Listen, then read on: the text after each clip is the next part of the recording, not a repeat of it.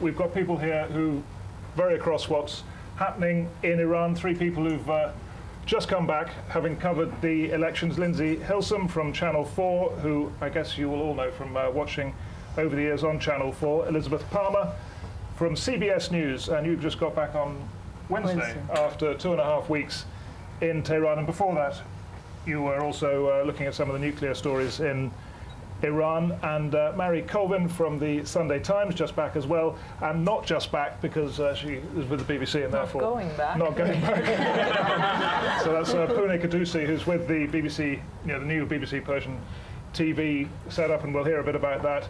And I think you are being seen now, anyway, in Tehran. Back on air, but only just recently. So I speak from complete ignorance, having just been to Turkey, not Iran. But I did see a poll there, which did rather remarkably have the 2 most loved figures in Turkey, of which the most loved international politician was President Obama, and the second most loved, and only narrowly behind, was Ahmadinejad. So anyway, so what we will do is just have sort of 2 minutes each, or a very quick comment from everybody, just on your observations on the election campaign, what you saw, what's happening with the BBC, and then we'll throw it straight open to 2 questions straight after that. So why don't I start with you, Marion, and what did you come back with as your main sort of observation? Well, I think it was the most extraordinary trip. Now, is there a mic? Is that working? You good? I've been to Tehran just because of the trajectory. I went just before the election, and you had sights never before seen, certainly since 1979, and certainly never when I was in Tehran. You had just an absolute explosion of joy and hope before the election when the Mousavi campaign took off. And it gave you an image of what Iran could be, I guess. The election, very clearly manipulated. We can go back and forth about that if people want to. But then this complete overnight change, because the pre-election demonstrations were mostly young kids just out there. They believed in the election. Then you had a grim determination. Hundreds of thousands of people completely spontaneously on the street. And that was a very different insight, I think, into Tehran.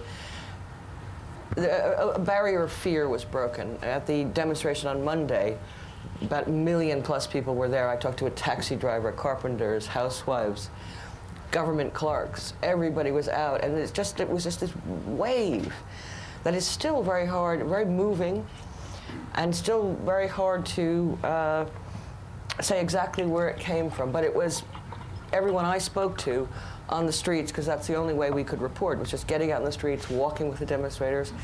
Easier for me as print than television, because I didn't take a notebook out. You just had to walk and talk to people. But it was an absolutely extraordinary 30 years of oppression suddenly broke. And I think that was the most amazing thing about it. Suddenly, everyone said, we've had enough. Okay, Elizabeth Palmer, was it fixed? One of the most frustrating things for me now, and I hope that we will be able to talk a little bit about it, is that as far as I know, there is only circumstantial evidence to suggest that the election was fixed. There is no question that millions and millions of Iranians love President Ahmadinejad. He is the first Iranian president since the revolution to actually go out to the countryside and to speak to people, to grace them with his presence, to listen to them.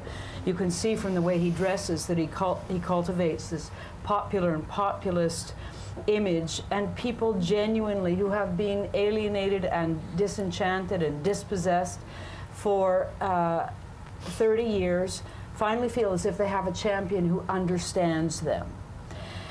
So it was quite clear to me, having been there often in the last year, that he would have had a genuine and emotional and passionate core of support. Furthermore, he had all the organs of the state at his disposal to build support. He had state television to use. He had state coffers to use. And so it seemed to me to be paramount, the minute there was a dispute about the election results, that proof had to be built, a case had to be built for this extraordinary outpouring of resentment and fury to go anywhere. It had to rest on a foundation of proof, and it never materialized. If, as we have been led to believe, people were simply ordered to stop counting, there must be thousands of them. Where are they? I think that I still feel uneasy in my gut and profoundly sad in my soul that a real case was never built to lead the opposition somewhere solid. Puna Gadusa, let me ask you, because you've seen it all from here and been part of the story almost, this new TV service. So what happened?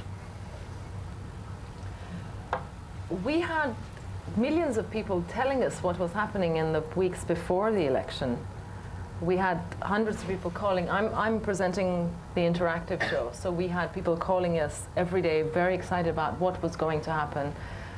Supporters of Mr. Ahmadinejad, inviting people to go and vote for him, supporters of the other candidates, all very passionate, all very excited, which was something that hadn't happened in the previous elections as this heat that it had this time. Amazingly, right after the election, we got practically disconnected with the rest of the world.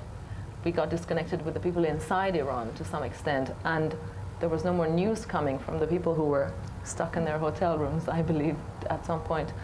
So we were left with people who were trying and struggling to contact us through those very narrow means of communication and telling us what actually happened. We were left with pictures that were user-generated, sent to us, which we had trouble verifying. We were left with stills coming to us, which we had trouble verifying. We were left with people coming on air sobbing and screaming and being very passionate, very frustrated, very angry, or very pleased with the results. And we were stuck like just outside a box trying to peek into it in the most difficult way. And you were being jammed. And we were being jammed inside Iran.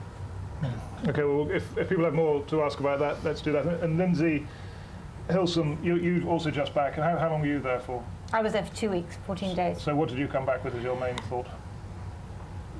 What I felt was I've been going to Iran on and off for about 10 years now, and it certainly was the freest that I've ever known it, and I was there for the last elections as well.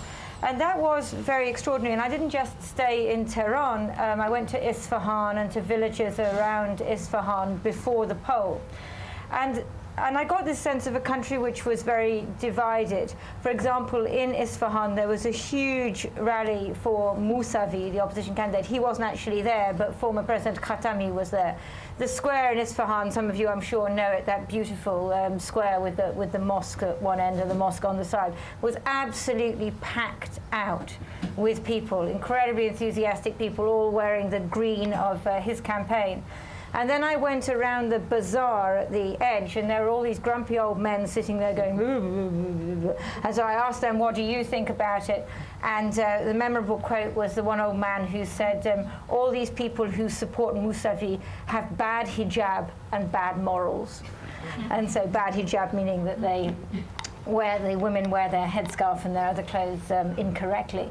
And then when I went to villages, it was quite clear that it was really that they were going to vote for Ahmadinejad, although I had a couple of interesting conversations which didn't indicate that they were doing so with any great degree of enthusiasm. I certainly interviewed one old man who said, well, if they bring the ballot boxes here, then I guess I'll vote for Ahmadinejad because everybody else will. And that's sort of what you have to do, isn't it? So that was one perspective. In Tehran, you had this incredible enthusiasm for Mousavi, this unbelievable joy and excitement on the streets. And it wasn't just North Tehran and the middle class, it was broader than that.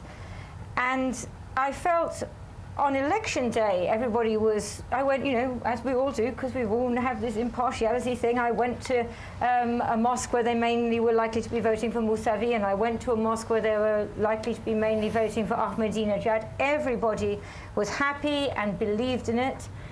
And I went to bed that night, and I feel like I went to sleep in one country and I woke up in another. And the next day, the Basij were out with their sticks and their chains, their bicycle chains for hitting people with. And it was horrific. And the window which had opened for us as journalists on being able to talk to anybody and everybody snapped shut in the same way that it did for people who wanted to express what they felt. And I mean, the issue of whether was it rigged, how was it rigged, all that kind of thing is very difficult. I still believe that if it had been 51% to Ahmadinejad and 40-something for Mousavi, people might have believed that. I don't know, they might have done. But this extraordinary result that Ahmadinejad got twice as many votes as Mousavi, I think did stretch credibility. And the thing I would say, just to finish, is that I think we're now in for a period of profound repression in Iran. But I do think that the place is changed. I think it's changed by that extraordinary freedom allowed to everybody during the election campaign, and by what Marie was talking about, by where people took that and coming out on the streets and actually confronting Basij and Revolutionary Guard and so on. So although it's going to go quiet now, it's very difficult for us to report and so on, this has changed Iran in ways that I don't think we really yet understand. Very good. So there are some opening comments and already a hand up. So do think of your questions now, and if we can just wait for that microphone. And you were first, so in the sort of fifth row back there. Yeah. And if you could just, if you're with a sort of media outfit or something, if you could give your affiliation. Hi, I'm Ali Alizadan from Middlesex University. And I've been monitoring the news. I'm not from media, but it happened that this story somehow drew me into media in the last 2 weeks. And I'm quite interested because, I'm sorry, I didn't get your name, the one from CBS. Elizabeth, yeah? What Elizabeth was saying is something which passed us, Iranians, for the first week. Because the ones who were like either connected to Iran or were like living in Iran, they never thought that proving the fact that election was rigged is needed by giving hardcore evidence, by giving objective evidence. Because if you are brought up in Iran, if you live in Iran, part of the thing is happening intuitively. And everyone felt that something is very, very wrong. From the moment on midnight Friday, when they stopped mobile network, when they stopped everything. And it's right. I mean, I believe, the last 2 weeks I was quite frustrated, but now I'm getting to understand there's a 30 years of lack of knowledge about Iran, and we cannot bridge this gap in 2 weeks' time. There's the 30 years in which the Western media or international media who have gone to Iran, they have, because of the limitation, because they were only allowed to talk to people who cannot speak English, etc. Okay. They know bits and pieces.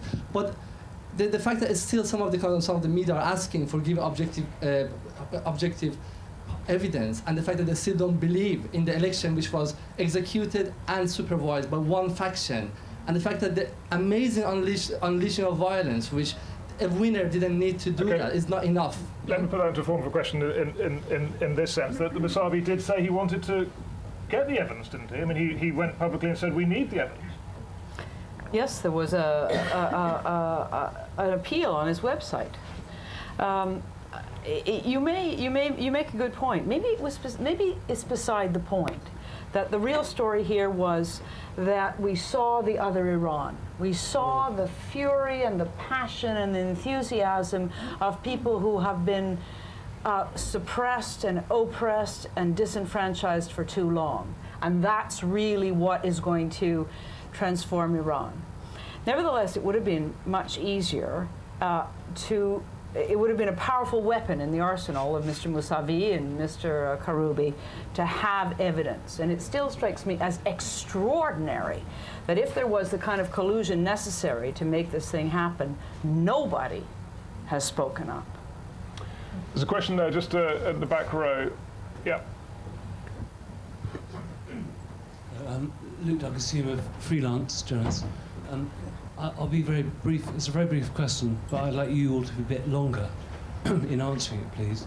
Is this actually the first step in the rehabilitation of George Bush and the fact that the neocons are right? Mary, are the neocons right?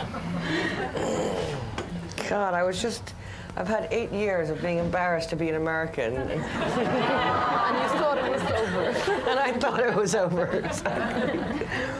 And we've now got Obama. No, I don't think it means George Bush was right. And I think Obama has, I know he's been roundly criticized by the neocons. I think Obama's put every single foot right. The neocons are down on top of him. I'm sure you've all read what John Bolton's writing and Richard Pearl's writing.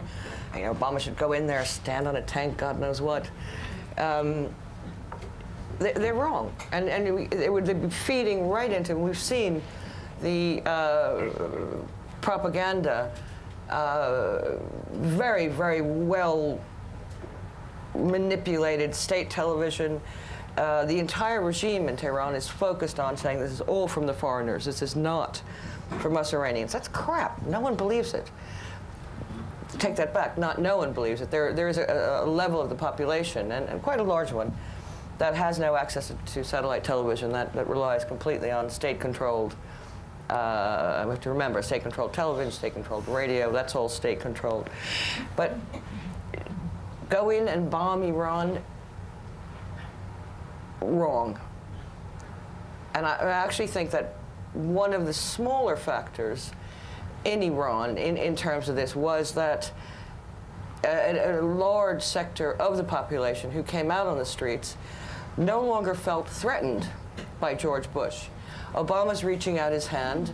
Obama's making comments that make Iranians feel, well, we could be part of the world community.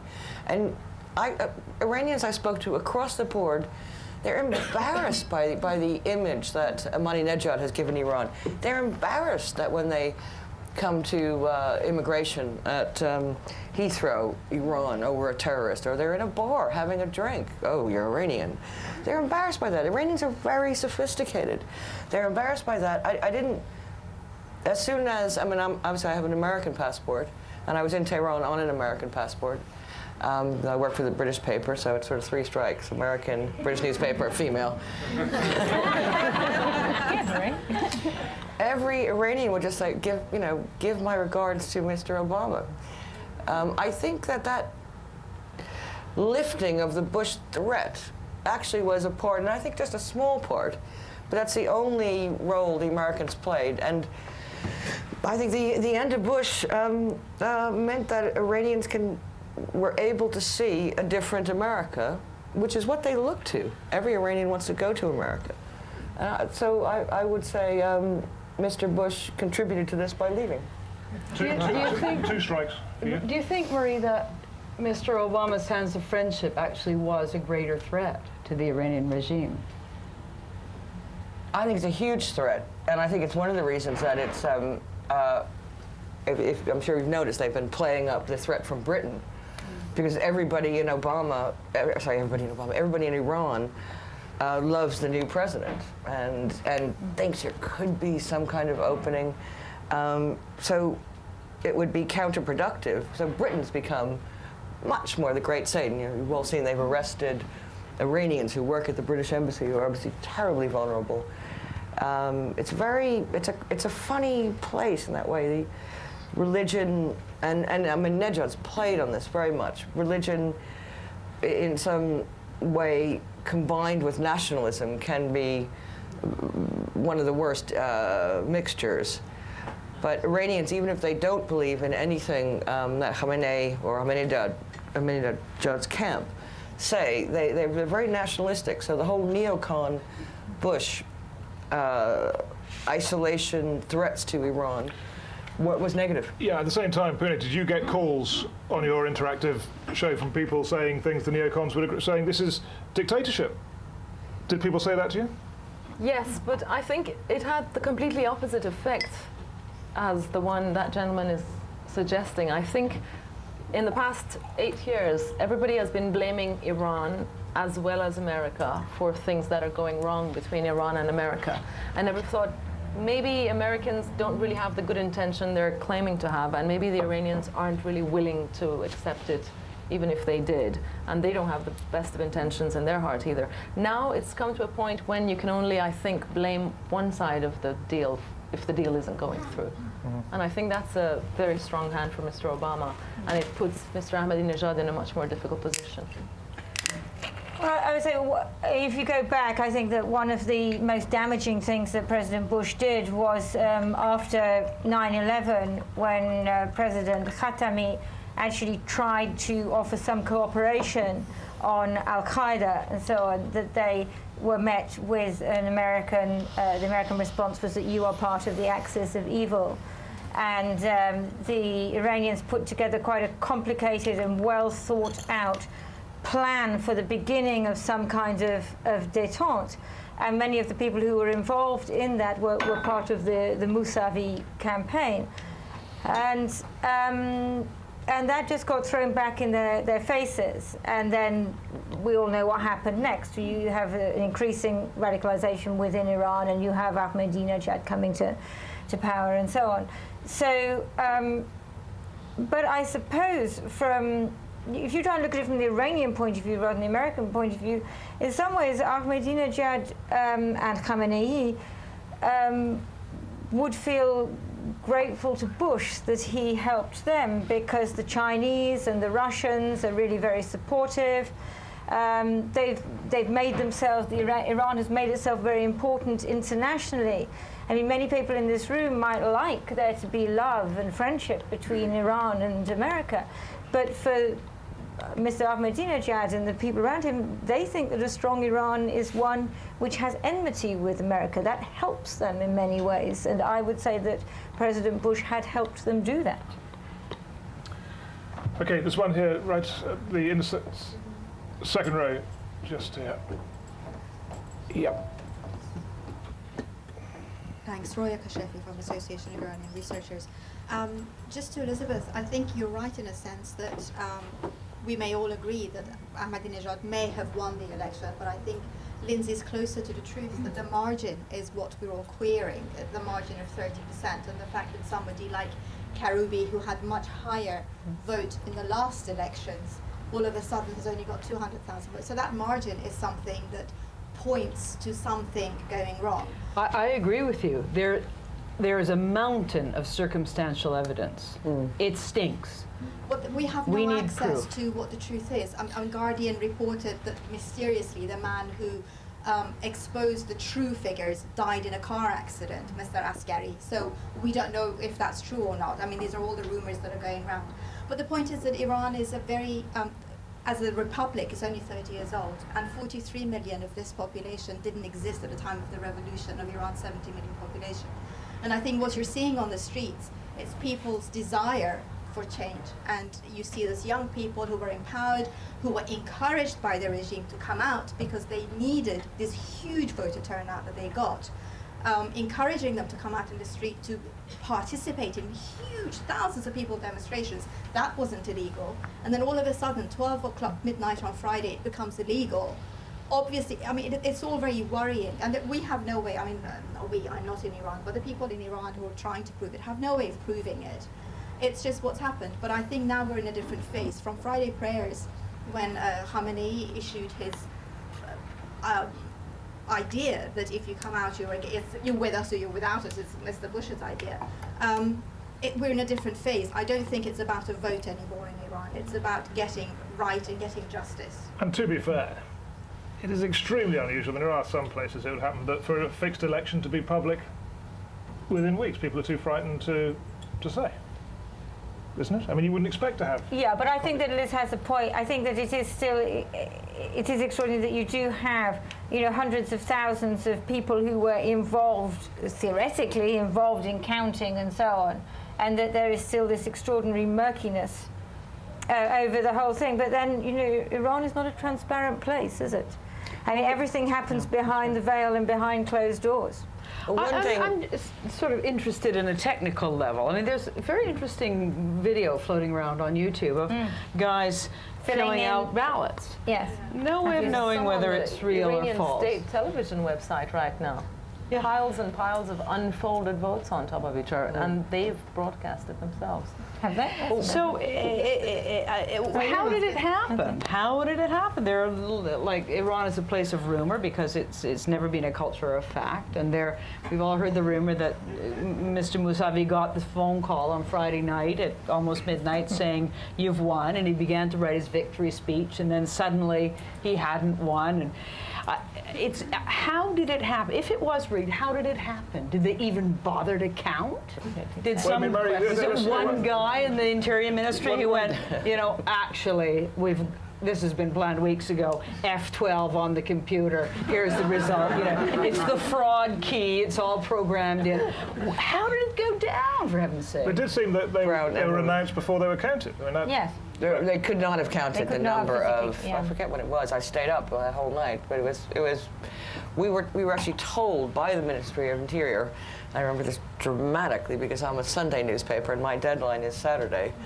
That it would be 2 p.m. They would have results. 2 p.m. on the Saturday. 2 p.m. They'd have results that would not. The counting would not have been finished, but that they would be results that we could rely on. Then suddenly at midnight, it was 40 million votes had been counted. I mean, how is that? And both candidates declared victory. These are paper ballots. How is that possible? And the percentages never changed. No. From the first They did. They 5 went from, million of 60, went from votes. 69 to 63. I take it back. Okay. I just wanted to can I say one more thing? Yeah. Is that so we're all feeling around it, and it's all anecdotal, but the sort of absolute avalanche of anecdotal evidence does seem something smells. One thing that we saw in Tehran, which we couldn't get out of Tehran. I mean, Lindsay could before the election, but after the election, we were not allowed out. But you did. I went all over the city, talked to people. I was in every demonstration because you get a sort of whisper something's happening here. There was an outpouring of 1 million people one day, several 100,000 people another day. There was not one pro-Ahmadinejad demonstration, except for the one where they bust people in from the provinces. They all come because they get a nice meal and nothing to do in their village. A huge rally on the Sunday when he declared victory, but there was no spontaneous reaction from all these voters. They were not in, and I spoke to people in Shiraz and Tabriz. The hundreds of thousands of people were out on the street. They were Mousavi supporters. A lot of people, elderly people, voted for Ahmadinejad because just before the election, he'd increased the pension substantially. I mean, this is an example of the kinds of things that he was able to do to essentially buy votes. It worked. The infuriating thing with this is that Let's there's one just to, Dennis Marks, a freelance filmmaker. To return to something that Marie was saying, and to ask about the Brits and how the Brits figure with the government at the moment. There has been remarkable, apart from the usual ritual anti-Americanism, anti-Israelism and so on, everything has been focused on the Brits. Now we know that the British has 50 years of form in Persia and in Iran, but nevertheless, it begins to look like displacement activity. It begins to look as if somehow everything is being focused on the Brits as a proxy in order to leave somebody an escape route. Could I hear or could we hear what your attitude is to the attack on the Brits? Yeah, that's quite. I hadn't thought of it, but it is quite interesting, given the Obama overture, that maybe that is what they're trying to do, because they do need at some point to talk to the Americans about the nuclear issue. But then there is a tradition of blaming the British. It makes you feel quite proud, because one's so unimportant around the world these days. And Iran is the only country I ever go to where they think America is Britain's poodle. And, it's great. It's just great. But obviously, and I don't know. I mean, they've actually bothered the other day to put out a news story on state television, but I'm not sure it was a documentary or a news story, where they took quite a lot of my reports, and they did very interesting things, like they clip out a piece of camera, for example, of the day of the election, where I did a piece of camera where I talked about an opinion poll which had put Mousavi ahead, but they missed out the fact that it was an opinion poll, so they have me saying Mousavi is going to win in 7 provinces. Whereas actually I said an opinion poll which was commissioned for the Super, according to a source, blah, blah, blah, blah. Anyway, so it was a whole long thing. Anyway, so they cut that out. And so they had a whole lot of that, and then they had a whole lot of John Simpson. And then they also vilified a London-based anchorman by the name of Mr. John Spot, who, think about it, Channel 4 News, John Spot. Everybody ever heard of him? So, yeah, so the British are the old enemy. The British are the ones who are behind the coup which ousted the nationalist President Mossadegh in 1953 after he nationalised the oil, which had previously been British. It's easy to blame the British, and maybe you're right. Maybe it leaves them the ability to talk to the Americans later. Please allow us to take some credit for this. Oh, yeah, oh, sorry, and Lovely new yes, and it is, position of the absolutely. No, and because of the BBC Persian service. Please Thank you. go ahead. No, there's no question. I was really beginning to get upset. No, it's absolutely no question that the BBC, everybody watches, everybody, it's huge. And it's, maybe you should talk about the impact it's had. It's us overthrowing the regime. No, I'm sorry. Okay. No, what I'll do is, lots of people begin to look at me crossly because I'm not asking their question. So can we do sort of 3 or 4 at once, and that will help resolve the matter. So there's one here, just, the lady with the black shirt there. Yep, that's it. Hi, I'm Annabelle May. I'm a freelance writer. I just want to say I travelled 3,000 miles around Iran in April as a tourist and went right down to the south and so on. And what I was so astounded by was that everywhere I went, people came up and talked to you and were incredibly friendly and were asking questions and so forth. And people were willing also to say things about, the corrupt government, etc. How can we get rid of it? But also were extremely cynical about getting rid of Ahmadinejad, that anything would actually happen. And better experiences in bazaars, perhaps, than Lindsay. I mean, shopkeepers in Shiraz sort of said to me, I hope our countries are going to be more friendly now. And in Esfahan, somebody said to me, you sound like Anne Robinson, not realising how insulting that perhaps was. And then he said, you are the weakest link, goodbye. And he was learning English, he said, by watching this, which was quite astounding. Even in Qom, I was followed around in the streets by a young man asking all about England, and I had to sort of, make my excuses and leave in the end because I had to be somewhere else. But it's quite extraordinary. So. What I really wanted to ask you, I mean, this was before, obviously, the whole election, started getting going. But, I mean, about the villages and the towns and cities as we're getting this kind of, is it really as different as being presented? And are there as many people? I mean, what is the population in the cities and towns? Is it not much more? Okay. Of course, these people were educated, people who speak English, but I cannot speak Farsi, so... Yep, very good. I will make sure that is answered. And your question is? Okay. I lived in Iran during the Shah revolution, before and after. So I'm just interested, isn't it bigger than this demonstration with the, politics that are going on in the background with Rafsanjani, isn't it? And all the rest of them, the Guardian Council. I mean, it's a big struggle for power there. So I'm just wondering, were they used a bit, these, these voters for the Green Party and all that? Is it because it seems like they didn't get much help afterwards? So is it the Guardian Council, the struggle, the big power struggle going on in the background, and it's not so much to do with what's really been said? Okay, thank you very much. There's one in the corner there that's been waiting a long time. If you could just bring it forward to... Yeah. Thank you. It's Firdevs Robinson, BBC.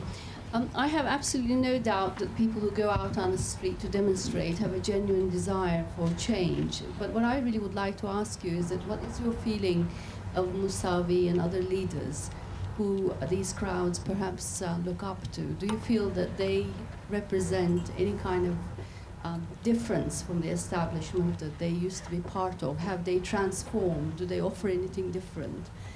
Is there going to be a leadership or any kind of more liberal, more open, more democratic change in Iran? Great. And one more, and we'll...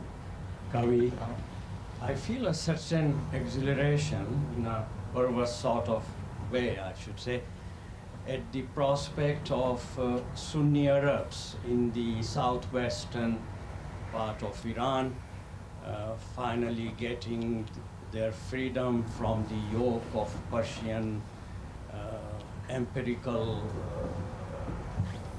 rule, and likewise the Iranian Kurds joining hand with the Iraqi Kurds and the Balochis of Sistan or Balochistan joining hands with the Balochis in Pakistan. But then I look at what this will do, which is the undoing of this mullah regime, which was so crucial in 2001 to our project in Afghanistan, in chasing the Al-Qaeda out of Afghanistan, that what it will do to the prospect of stability of the regime in Iraq that we have set up, as well as to our continuing adventure in Afghanistan, where we are certain that on the western front of Afghanistan there are no sanctuaries, but of course with the fall of this mullah regime there will be plenty of sanctuaries for the Taliban and Al-Qaeda as well. Okay, got it. Very good. So let's try and get these four dealt with. Who's been to the villages most and out to the countryside? I mean, it's where everyone's always talking about you. Of course you did, yeah. So I've only been to 2 villages. I don't think I can. That doesn't count. So what would you say to this question of how real is the split? I think it's absolutely real. I did a little bit before the election, went up into the villages up around the Caspian. And I know one of my colleagues, Laura Lynch, is in the audience. She was with me. I think it was genuinely real. You saw people with Mousavi posters and people with Ahmadinejad voters, and it may come down to a class thing, but my impression was that there was a genuine core base for Ahmadinejad, and this was borne out in some trips I did in April, and probably some more educated people really wanting change. And in Karoubi's area, they would have voted for him, and overall voted for Mousavi. I don't think it was manufactured at all. What do you think, Nancy? No, I think that there is a genuine split. I understand that people say that. I mean, the demographics are that it's about 65 to 70% are urban now, but obviously you've got a split between rich and poor. There are no reliable opinion polls in Iran, so we don't know, and there are no reliable elections either, are there? So and it's worth noting that people didn't have to vote where they lived. I mean, we met a group of people who were picnicking on the Thursday before Election Day, and they were going to be, 400 kilometers from their homes, and they were all going to flood into the local polling station and vote there on the strength of their ID cards. Well, that, on the one hand, opens the way to easier fraud, and certainly it makes fraud much harder to prove, because who, after the fact, is going to be able to prove how many people were on the road? Pune, did you get on the second question? Did you get the impression that the people ringing you up are basically victims almost of a power struggle, an internal power struggle, happens everywhere, and they'd mobilise these people and they were being hammered for it? It's very interesting, because what Ferdows was mentioning was that the people, that Mousavi and the other leaders have transformed the people into coming out and having this really huge movement. I think it was vice versa. I think it was the people that transformed Mousavi, because I don't think he had signed up for this game when he came in.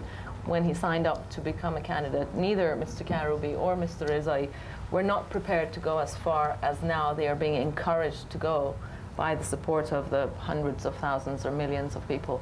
And they are now being forced into taking a stronger position and a harsher position and a more oppositional position, because he never even announced that he was in opposition to the current government at all. He didn't announce he was a reformist.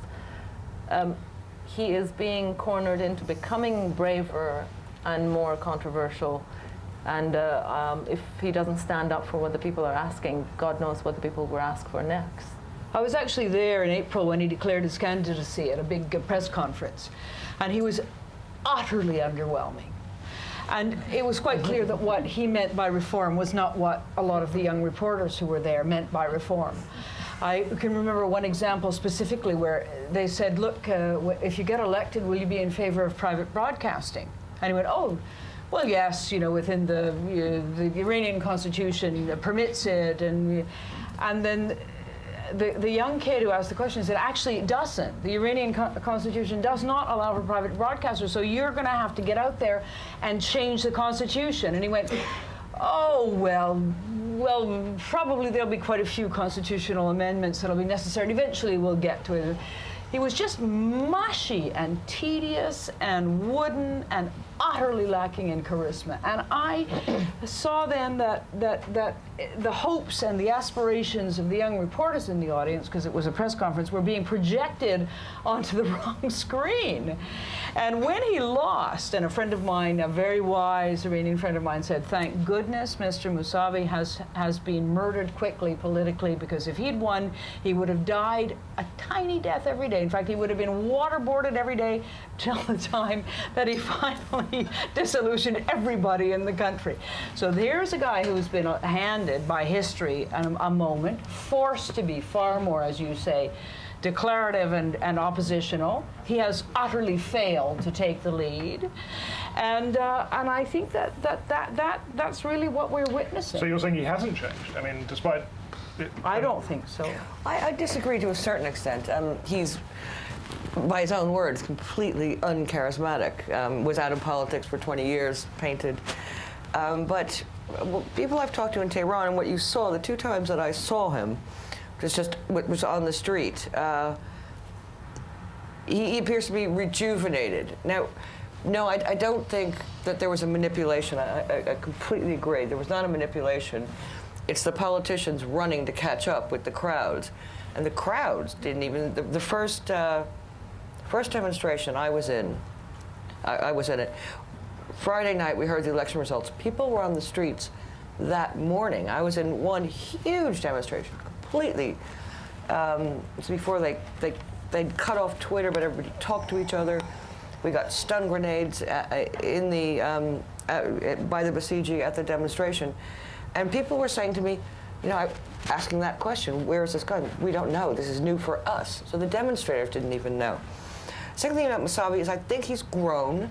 He's a stubborn old revolutionary who believes in a certain vision, and that vision is keeping the Islamic Republic, but moderating it socially and trying to, I suppose it's like a China model, trying to fit into the world as a country that has, international acceptance.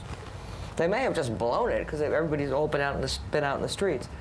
But also, you can't forget to mention his wife. His wife, going to say. His wife is wife. extraordinary. I interviewed his wife, and I have the feeling that she's got a little taser gun and just sticking it to her. Absolutely. She was so tough. I interviewed her, and she said, "Well, this stupid moral police. And interestingly, in Iran, first of all, she walked around holding his hand. Secondly, she used the word "we" when I interviewed her in terms of the policies.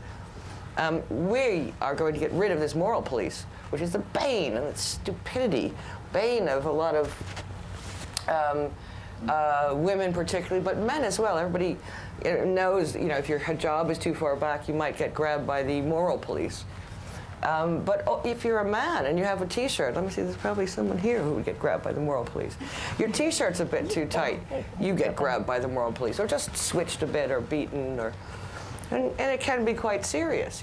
I talked to a very, very, I think he was a talented musician, and he had been at the School of Arts, and he gave a party for 60 of his friends and a couple of university professors. They were all arrested by the moral police who, came in the door, and he can't go back to university. He's now studying to be a dental assistant. But she said, get rid of the moral police. She said, and I don't think we will insist on the hijab. Our women are mature enough. They can wear the hijab or not. I wear it for my own reasons. My daughter doesn't. So I just think that we can't rule out Zara Yeah, she was amazing. Part of getting Mousavi going. She's a Hillary Clinton in her own. But it was a people's. But she's not Michelle Obama, because she told me, because I asked her a question at the press conference, and she said, and it was her one sentence in English, because her English is okay, but she said, "I am not Michelle Obama. I am Zara Ranavard." And then all the journalists, But as a headline to the answer, my rather lengthy answer to your question, it was a people's revolution, and the politicians are trying to figure out what to do with it. Let me turn to that last question. And Lindsay, you worked in Bush House. It's a very Bush House type question. It was a very Bush House question. The West needs Ahmadinejad because he will ensure regional stability. No, I don't. I can see that there's an issue about instability, which you may have in Iran now. I certainly don't think that if Mousavi had won, that would have been instability. I mean, the four candidates who were allowed to, who got through the vetting process, were all people who, would keep, be with part of the Islamic Revolution and would not